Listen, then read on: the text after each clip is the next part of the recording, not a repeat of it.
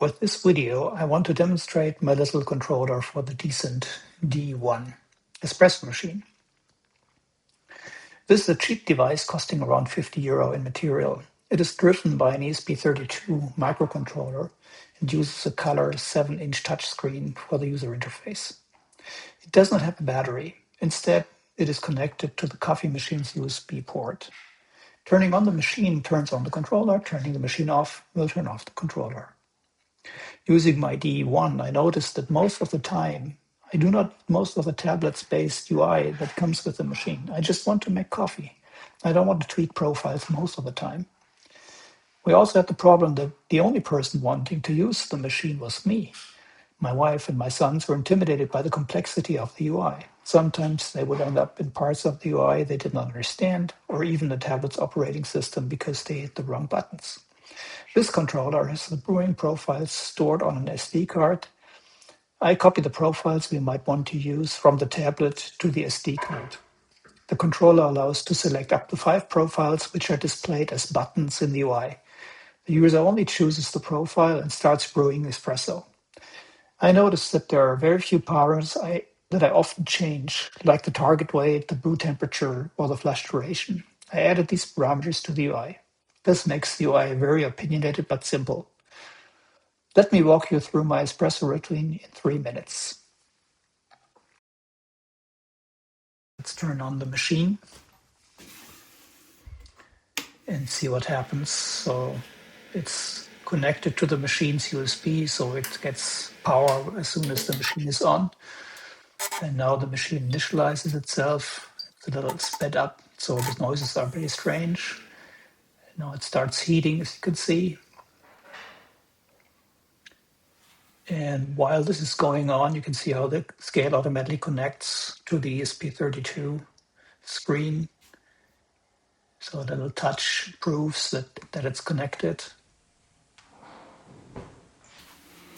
Now, while it's heating, let me show you the list of available profiles. This could be longer, of course. That's stored on the SD card in this device.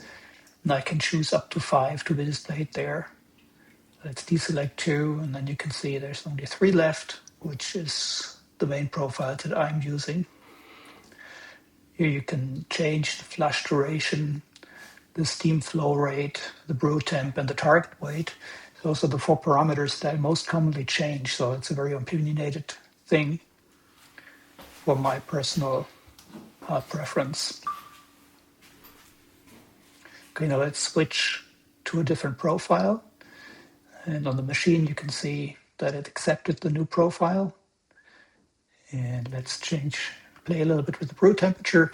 The brew temperature and the target weight are stored in the profile. So when you turn it off and turn it on again, you'll have the same numbers again. Now we are brewing the espresso.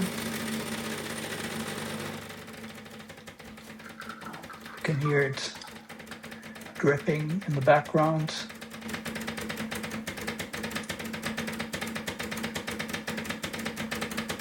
And you can see the weight is going up to 34. You can see the timer up there and the flow rate and everything. Okay, it automatically stopped at 34 grams as expected. Now let's flush. So let's put it to 6 seconds.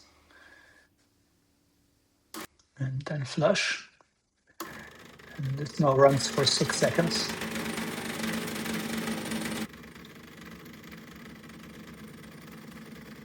Okay, done.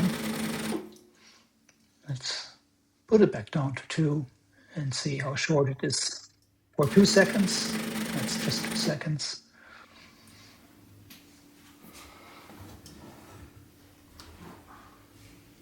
Now let's turn it off, put it to sleep. You hear the machine is going to sleep. The scale is also going to turn off. There we go. And that's it.